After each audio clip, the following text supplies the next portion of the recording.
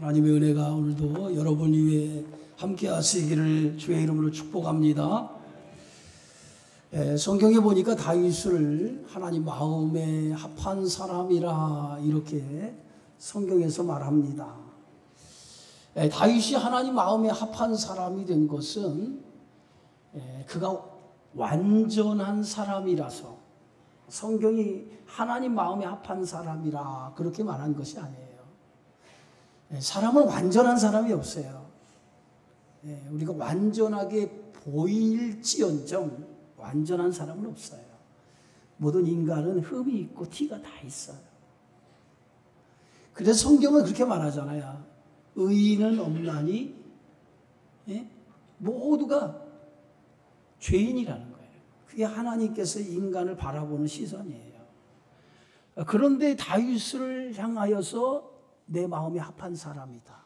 그것은 그가 완전해서 그런 것이 아니라 그의 마음의 중심이 하나님 안에 있었기 때문에, 다윗의 마음의 중심이 하나님 안에 있었기 때문에 하나님께서 그 마음을 보시고 내 마음에 합한 사람이다 라고 말씀하셨다는 거예요.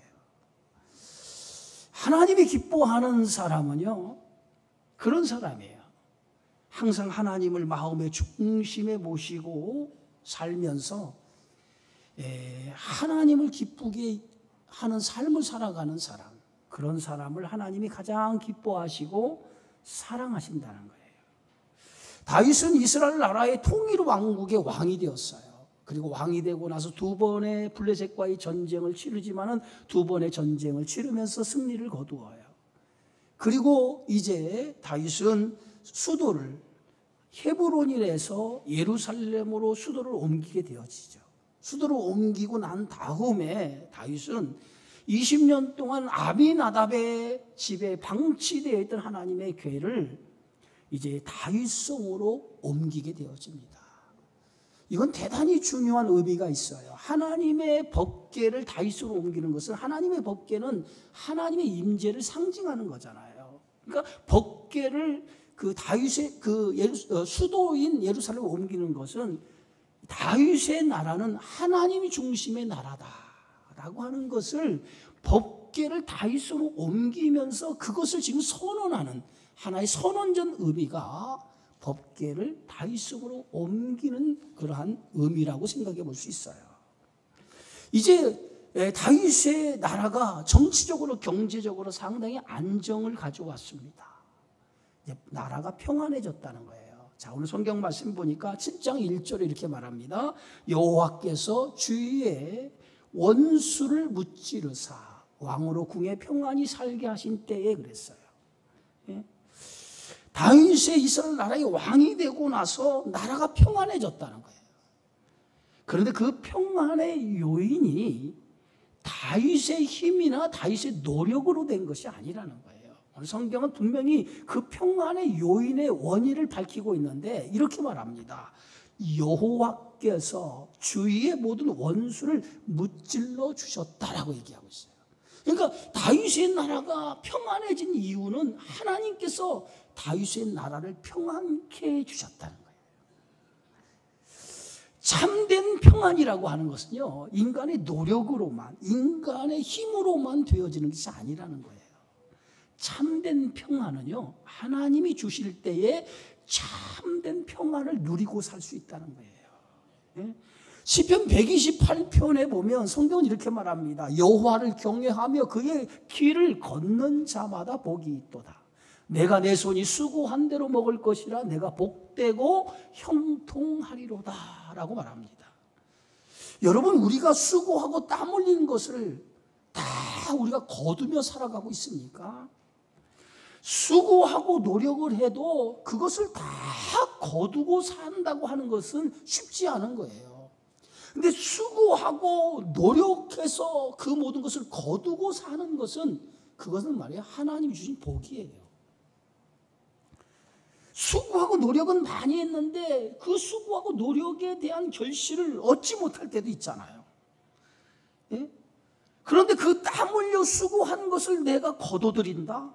그건 복이에요. 그런데 그보다 더 큰 복이 뭐냐면 내가 수고한 것 이상으로, 노력한 것 이상으로 뭔가를 거둬들일 때 그것은 내 힘이 아니라는 거예요. 그건 하나님의 축복이라는 거예요. 성경에 그런 사람이 있죠. 이삭이에요. 이삭은 원래 유목민이에요. 유목민. 가축을 기르며 살아가는 유목민인데 그가 농사를 지어요. 블레셋 땅으로 내려가서 처음 농사를 짓는데 성경은 이삭이 처음으로 농사를 짓는데 그의 100배의 결실을 얻었다라고 얘기하고 있어요. 그런데 오늘 창세기 26장에 보면 이렇게 써 있어요. 이삭이 그 땅에서 농사하여 그의 100배나 얻었고 여호와께서 복을 주심으로 그 사람이 창대하고 왕성하여 마침내 거부가 되었다 그랬어요. 근데 여기서 참 중요한 말을 해요. 이삭이 그 땅의 농사의 100배나 거두었다는. 그런데 그 100배나 거둔 이것은 이삭의 노력, 힘의 결과가 아니라 하나님께서 복을 주심으로 라고 말했어요. 그러니까 결국은 이삭이 복을 받은 것, 하나님이 복을 주셔서 그 땅에 마침내 거부가 될 수 있었다는 거예요.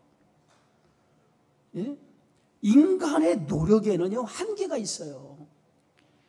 그 한계를 뛰어넘는 복을 얻는 것은 하나님이 주셔야 복을 얻는다는 거예요. 예? 평안도 마찬가지입니다. 평안한 삶을 살고자 원하지 않는 사람이 어디 있어요? 모두가 다 평안한 삶을 살기 원하죠. 그런데 그 평안이 내가 원한다고 해서, 내가 노력하고 애쓴다고 해서 평안이 찾아오는 것은 아니잖아요.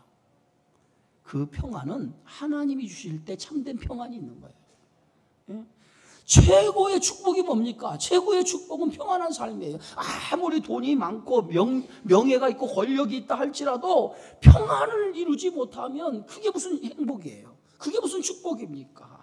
아무것도 없어도 하루하루가 평안한 가운데 살아가면 그건 가장 큰 축복이라고 생각이 되어집니다. 그런데 하나님께서 다윗에게 평안을 주셨다는 거예요. 그 나이에 평안을 주셨다는 거예요. 모든 주변의 원수들을 다 하나님이 무찔러 주셔서 다윗의 나라가 평안해졌다는 거예요. 그런데 이 다윗의 나라가 평안해질 때에 다윗은 이런 생각을 한 거예요. 오늘 성경 말씀 보니까 2절이에요. 나는 백향목 궁에 살거늘 하나님의 교회는 휘장 가운데 있도다. 나는 이렇게 화려한 집에, 백향목으로 지은 화려한 집에 이렇게 사는데 하나님의 교회, 법궤는 지금 휘장, 천막 가운데 지금 있다는 거예요. 대부분 사람들이 평안해지면 엉뚱한 생각을 하게 되어져요. 그잖아요? 근데 다윗은 나라가 평안해지니까 뭘부터 가장 먼저 생각을 했냐면 자신은 백향목궁의 화려한 왕궁에 가는데 하나님의 전이 지금 휘장 가운데 있는 것을 무척 가슴 아프게 생각했다는 거예요. 하나님이 누굽니까? 이스라엘의 진정한 왕 아니에요. 그런데 진정한 왕이신 하나님은 휘장에 있고 자신은 그의 피조물인데, 하나님의 피조물인데 그 피조물인 자신은 백향목, 화려한 백향목궁에 거하고 있다는 거예요. 그것에 대한 송구스러운 마음이 다윗의 마음 한켠에 있었다는 거예요. 여러분, 얼마나 다윗의 마음의 중심에 하나님이 계신 것을 우리가 이 한 구절을 통해서 볼 수 있어요. 그래서 다윗은 자신의 이 송구스러운 마음, 그 마음을 나단 선지자에게 전해주죠. 응? 그랬더니 나단 선지자가 다윗의 마음을 전해 듣고 이렇게 얘기해요. 오늘 3절에 보니까 나단이 왕께 아뢰되 여호와께서 왕과 함께 계시니 마음에 있는 모든 것을 행하소서. 예? 왕의 마음에 정말 자신은 백향목궁인데 하나님은 초라한 이 휘장 가운데 있다라고 하는 그런 마음, 그 마음, 불편한 마음, 송구스러운 마음, 그런 마음이 있다면 왕이 가지고 있는 하나님의 교회를, 성전을 건축해서 하나님 교회를 모시고자 하는 그런 마음이 있다면 그 마음의 생각대로 행동에 옮기라고 이렇게 얘기를 해요. 자, 그런데 그날 밤에 하나님께서 나단 선지자에게 말씀을 하셔요. 뭐라고 말씀하시냐면 이렇게 말씀해요. 오늘 5절과 7절에 한번 다 같이 한번 읽어봅시다. 가서 내 종 다윗에게 말하기를 여호와께서 이와 같이 말씀하시되 내가 나를 위하여 내가 살 집을 건축하겠느냐. 내가 이스라엘 자손을 애굽에서 인도하던 날부터 오늘까지 집에 살지 아니하고 장막과 성막 안에서 다녔나니 이스라엘 자손과 더불어 다니는 모든 곳에서 내가 내 백성 이스라엘을 먹이라고 명령한 이스라엘 어느 지파들 가운데 하나에게 내가 말하기를 너희가 어찌하여 나를 위하여 백향 목집을 건축하지 아니하였느냐고 말하였느냐. 결국은 하나님께서 나단 선지자에게 뭐라고 말하냐면 내가 언제 성전을 건축해 달라고 얘기한 적이 있느냐는 거예요. 예? 내가 이스라엘 어느 지파에게도 성전을 건축해서 내 집을 마련해 달라고 한 적이 어디 있느냐. 그런 적이 없다는 거예요. 그러면서 하나님께서 다윗의 그 충정 어린 마음을 알지만은 성전 건축 그것은 하나님이 원하는 뜻이 아니라고 하는 것을 오늘 나단 선지자에게 밝히고 있는 걸 볼 수 있어요. 여러분, 하나님은 이 세상의 창조주이시면서 만물의 지배자예요. 하나님은 어디든지 계시는 무소부지하신 하나님이에요. 어느 한 곳에 머물러 계시는 것이 아니라 어디든지 거하시는 분, 그게 하나님이세요. 그런 하나님 무슨 처소가 필요 있겠어요? 응? 오늘 이사야 66편에 보면 이렇게 말씀합니다. 하늘은 나의 보좌요 땅은 나의 발판이니 너희가 나를 위하여 무슨 집을 지으랴. 내가 안식할 처소가 어디 있어야. 하나님께서 성회막이나 성전을 당신의 처소라고 말씀하시는 것은 그곳에 당신의 거룩한 이름을 두시고 당신의 백성들을 하여금 섬기도록 하기 위해서 처소를 둔 것이지 하나님이 성전 안에만 머물러 계시는 분이라고 생각해서는 안 된다는 거예요. 하나님은요 성전 안에만 있는 게 아니라 어디든 하나님은 계시는 분이에요. 그런데 우리는 착각을 해요. 하나님은 성전 안에 마치 성전 안에만 계신 분처럼 착각을 해서 성전 안에 계신 분인 것 착각을 해서 교회 밖에 성전 밖에는 하나님 안 계신 것처럼 우리가 살아갈 때가 있다는 거예요. 응? 성경은 이렇게 말하죠. 이사야서도 보면 내가 주의 신을 떠나 어디로 가며 주의 앞에서 어디로 피하리까. 내가 하늘에 올라갈지라도 거기 계시며 음부에 내 자리를 펼치라도 거기 계시나이다. 하나님은 어디든지 계신다는 거예요. 응? 그래서 우리는 항상 이런 자세를 가지고 살아야 돼요. 코람데오가 뭐예요? 하나님 앞에서 항상 우리가 살아가는 삶의 그 자리에서 누가 계세요? 하나님이 계시란 말이에요. 하나님이 계시기 때문에 하나님 앞에서 살아간다라고 하는 그런 자세를 가지고 내 삶 속에서 살아가야 된다는 거예요. 예전에 집집마다 성구를 하나씩 걸어놓은 적이 있어요. 지금 뭐 성도들이 성구를 별로 안 걸어놓는데 예전에는 뭐 예수 믿는 집에 가면 성구 하나씩 걸어놨는데 그 성구에 성구가 대부분 이런 것을 걸어놨어요. 하나님은 이 집의 주인이시오. 보이지 않는 손님이시오. 모든 대화에 말없이 듣는 이시라. 제가 1부 때는 생각이 안 났는데 2부 때 목양실에 가만히 앉아있어 생각해 보니까 말씀이 딱 떠오르더라고요. 하나님 뭐라고요? 이 집의 주인이시고 보이지 않는 손님이시고 모든 대화에 말없이 듣는 이시라. 여러분 이 성구 집에 아직도 걸어놓으신 분 있는지 모르겠어요. 가만히 생각해 보세요. 하나님은 뭐예요? 어디든 계신다는 거예요. 어디든 계신. 그리고 우리의 대화를 말없이 뭐예요? 듣고 계신 분이라는 거예요. 민수기 14장에 보면 하나님께서 이스라엘 백성이 원망하는 말을 들었다고 그랬어요.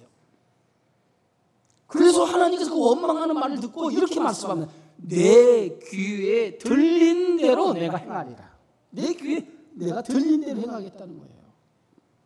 여러분, 낱말은 속담에 누가 들어요? 새가 듣고, 반말은 누가 들어요? 쥐가 들어요. 그런데 그거 잘못된 거예요. 낱말은 하나님이 듣고 반말도 하나님이 들어요. 무슨 얘기 아시겠어요? 그래서 항상 우리는요, 말 조심해야 돼. 말 조심. 누가 들어? 하나님이 듣기 때문에. 하나님은 지금 다윗이 원하는 것이 무엇인지를 알고 있었어요. 그러나 그것이 하나님이 원하시는 일은 아니었다는 거예요. 여러분, 내가 원하는 것이 중요합니까? 하나님이 원하는 게 중요해요. 네? 내가 원하는 일보다 더 중요한 것은 하나님이 원하시는 거거든요. 가끔 내 뜻을 하나님 뜻으로 생각할 때가 있어요. 내가 원하는 것이라고 해서 그것이 하나님이 원하시는 것이라고 생각해서는 안 됩니다. 예? 내 뜻과 하나님의 뜻은 다르단 말이에요.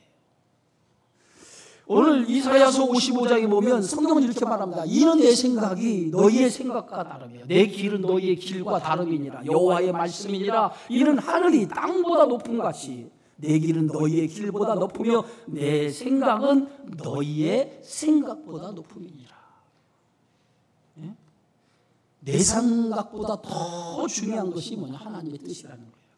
지금 다윗은요, 자기 생각에 자기는 화려한 백향목궁에 거하고 살아가고 있는데 하나님의 집은 초라하게 휘장 가운데 있는 거예요. 이게 다윗이 지금 가졌던 마음이에요.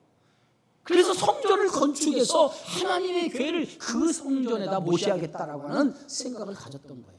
그런데 그것은 다윗의 생각이지 하나님이 원하는 뜻은 아니었다는 거예요. 그런데 하나님은 이 다윗의 그런 생각을 가졌던 것을 대단히 기뻐하셨다는 거예요. 대단히 기뻐하셨다는 거예요.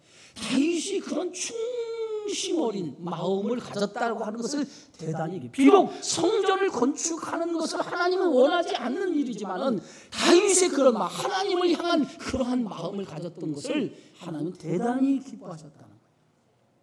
그래서 하나님께서 그런 마음을 가졌던 다윗을 축복해 주셔요. 그게 오늘 다윗에게 주신 말씀이에요. 자, 오늘 하나님께서 몇 가지로 다윗을 축복해 주는데 어떻게 축복해 주냐면 첫째, 7장 9절이에요.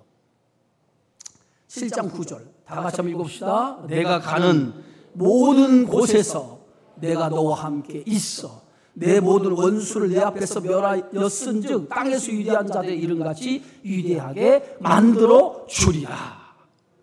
내가 너와 함께 있어서 땅에서 위대한 자들의 이름같이 너의 이름을 위대하게 만들어 주겠다는 거예요. 그게 하나님의 약속이에요.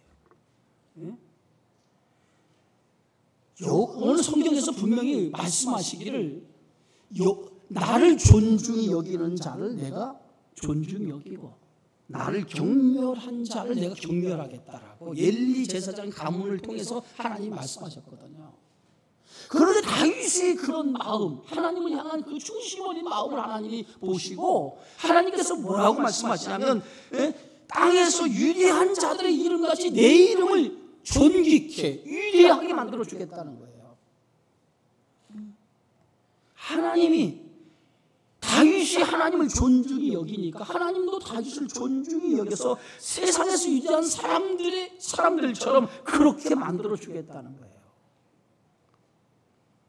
여러분, 하나님을 존중히 여기세요. 하나님을 기쁘시게 만드세요. 그러면 하나님께서 여러분을 존중히 여기고 하나님께서 오늘 다윗을 세상의 그 어떤 사람을 위대하게 만들어 줄 거라고 하는 것처럼 그러한 복이 여러분에게 임하는 줄 믿습니다. 두 번째는 오늘 하나님께서 오늘 다윗에게 뭐라고 약속하냐면 개인의 영광을 통해 땅에 너의 이름을 위대하게 만들어주는 개인의 영광을 넘어서 이스라엘 나라, 이스라엘 전체에 다윗의 그 충정 어린 마음으로 인하여 이스라엘 전체에 하나님께 평안을 주시겠다고 약속을 해요. 자, 그게 오늘 10절과 11절의 말씀이에요. 한번 다 같이 읽어봅시다. 내가 또 내 백성 이스라엘 위하여 한 곳을 정하여 그를 심고 그를 거주하게 하고 다시 옮기지 못하게 하며 악한 종류로 전과 같이 그들을 해하지 못하게 하여 전에 내가 사사에게 명령하여 내 백성 이스라엘을 다스리던 때와 같이 아니하게 하고 너를 모든 원수에서 벗어나 편히 쉬게 하리라. 여러분, 이스라엘 백성이 가나안 땅에 입성한 이후에 이방 나라들에 의해서 많은 어려움을 당했어요. 그럴 때마다 하나님은 사사를 세워서 사사들로 하여금 이스라엘 백성을 이방 민족의 손에서 구원해 내시죠. 그런데 앞으로 하나님께서 다윗에게 약속하기를 뭐라고 약속하냐면 다시는 그런 어려움을 당하지 않는 평안한 나라로 만들어주겠다는 거예요. 다윗의 그 충정 어린 마음을 하나님이 아시고 다시는 이스라엘 나라에 그런 어려움을 당하지 않도록 해주시겠다는 거예요. 그러면서 하나님께서 다윗에게 이렇게 말합니다. 내가 너의 왕권을 보장하고 그리고 성전을 네 아들을 통해 네 후손을 통해 성전을 건축하겠다라고 말합니다. 자, 오늘 성경 말씀에 보니까 이렇게 써 있어요. 오늘 11절 후반절에 이렇게 말합니다. 여호와가 너를 위하여 집을 짓고 그랬어요. 응? 너를 위하여 집을 짓겠다. 여러분, 여호와가 너를 위하여 집을 짓는다라고 하는 이 말이 뭐냐면 다윗의 집을 하나님께서 지어주겠다는 거예요. 하나님께서 너의 집을 네가 나의 집을 지어주려고 하는 그 충정 어린 마음을 내가 받고 대신 내가 너를 위해서 집을 져주겠다는 거예요. 너를 위한 집을 져주겠다는 거예요. 그게 뭐냐면 다윗의 왕조를 얘기하는 거예요. 다윗의 왕조. 예? 다윗이 하나님 집을 지으려고 하니까 그 마음을 받으시고 하나님께서 다윗의 왕조를 든든히 세워주겠다는 거예요. 그게 하나님의 약속이에요. 그래서 12절 13절에 계속해서 하나님 뭐라고 말씀하냐면 내 몸에서 날씨를 내 뒤에 세워 그의 나라를 견고하게 하리라. 13절에도 보면 나는 그의 나라 왕위를 영원히 견고하게 하리라. 그런데 하나님께서 약속한 이 말씀은 정확하게 이루어져요. 여러분, 다윗의 후손들이 이제 유다의 왕들이 계속 이어서 왕조가 이어져 가요. 바벨론에 의해서 나라가 멸망될 때까지 다윗의 후손들을 통해서 유다의 왕조가 이루어지는 거예요. 그게 뭐예요? 다윗의 집을 하나님이 세워 가시는 거예요. 하나님은요, 당신을 사랑하고 당신을 기뻐하는 자에게 오늘 신명기 1장에 보면 1000대에 걸쳐 복을 주겠다고 그랬거든요. 근데 그 말씀 그대로 오늘 하나님이 약속하신 대로 다윗이 그런 성전을 건축하려고 하는 그런 마음을 하나님이 아시고 그 마음을 기쁘게 생각하시고 그의 왕조 대신 하나님께서 그의 집을 지어주는데 다윗의 왕조가 바벨론에서 BC 586년에 망하기까지 긴 시간 동안 그의 가문을 하나님이 축복해 주셨다는 거예요. 그리고 다윗의 죽은 다음에 오늘 성경 말씀하죠. 12절에 내 수완이 차서 내 조상들과 함께 누울 때에 내가 내 몸에서 내 씨를 내 뒤에 세워 그의 나를 견고하게 하리라. 그는 내 이름을 위하여 집을 건축할 것이라. 결국은 뭐예요? 다윗이 성전을 건축하고자 했으나 하나님은 반대하시고 대신 내 씨를 통해 그 씨가 누구예요? 솔로몬을 통해서 하나님 성전을 건축하도록 하시겠다는 거예요.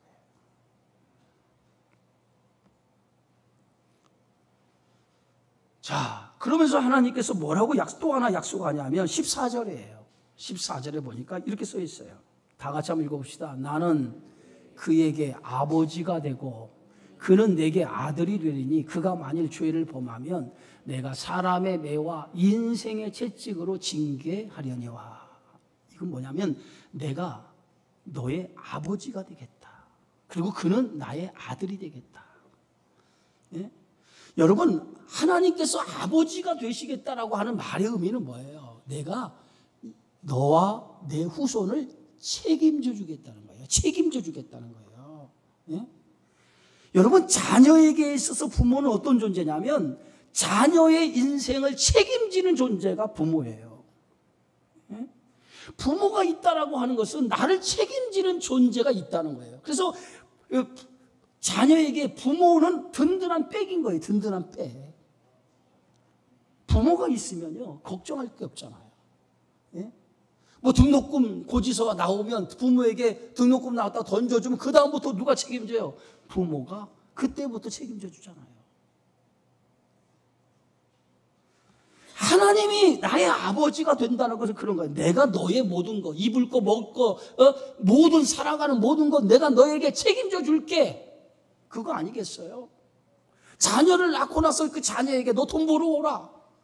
돈 벌기 위해서 돈 버는 수단으로 자녀를 낳은 부모가 어디 있어요? 그렇다면 한 10명 이상 낳겠지. 근데 부모는 한 번도 말해요. 자녀에게 뭔가 자녀에게 뭔가 기대고 싶어서 자녀를 낳은 경우가 없어요. 저도 제 아들이 있지만은 가끔 와가지고 밥을 사주겠다고 그래요. 여러분 자식에게 밥 얻어먹는 것처럼 제일 뭐냐면 마음에 불편한 게 없어요. 자식이 밥 사주면 그것처럼 불편해. 왜냐하면 내가 사주는 게 나아. 그래서 얘가 밥 사주겠다고 오면 돈은 내가 내. 왜냐면 자식한테 얻어먹는 것처럼 불편한 게 없어요. 몰라요. 내가 이제 경제적인 능력이 없어가지고 그럴 때 되면 자식한테 얻어먹겠지. 근데 지금 그러고 싶지 않아. 예? 지금은요 내가 자녀에게 사주면 사줬지 얻어먹고 싶은 마음이 하나도 없어요. 일도 없어.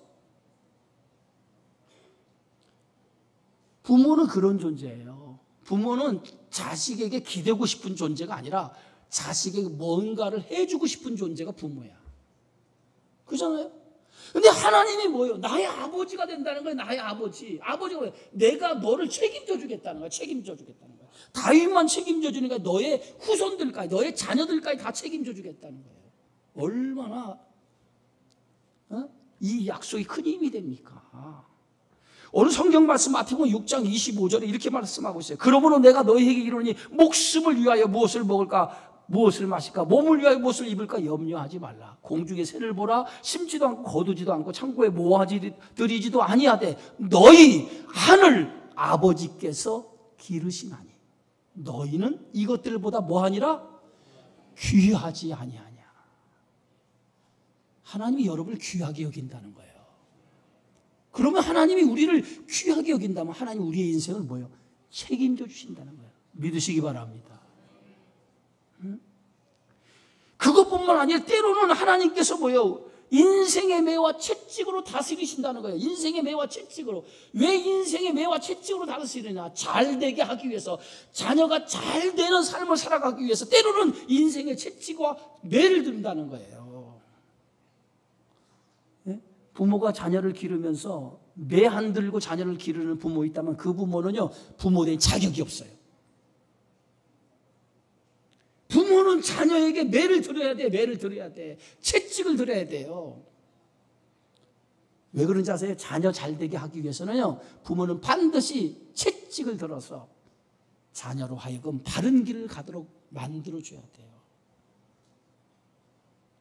우리 아이들 있지만 요즘에 아이들 적게 나니까 부모들이 하는 얘기 없잖아요. 아이들이 버릇없다. 버릇없다는 얘기 많이 하잖아요. 여러분, 부모에게 공경 잘하는 아이를 만들기 위해서는요 다른 어른들에게도 잘 공경하도록 교육시킬 때에 부모가 공경을 받아요. 교육이에요. 교육이에요. 교육. 성경에 보면 잠언서에도 아이를 기를 때 반드시 채찍이 필요하다고 얘기했어요. 그건 뭐냐면 아이들을 바르게 양육하라는 거예요. 응?